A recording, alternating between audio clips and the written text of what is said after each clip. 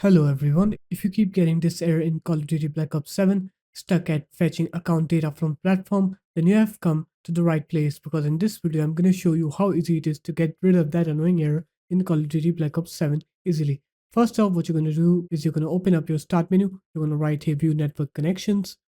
you're going to make sure that you disable your network connection first, and once you disable it, now you're going to click on it again, click change settings of this connection, go into Internet Protocol version 4, go into properties, come here, right here 8.8.8.8 and then 8.8.4.4, press OK, and then press OK again,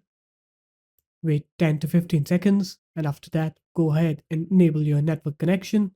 and wait for it to connect to the internet. And while it's connecting, what you're going to do is you're going to open up your start menu, you're going to right here allow an app, you're going to click onto change settings, click allow another app, you're going to click browse, you're going to go to your Black Ops 7's directory. I don't have Black Ops 7 installed on my computer, so I'm going to use PUBG as an example.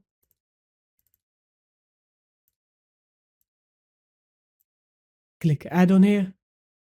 and here you're going to find Call of Duty Black Ops 7 in this list, and then you're going to make sure that you enable both private and public connections on Black Ops 7, and after that you're going to click OK on here.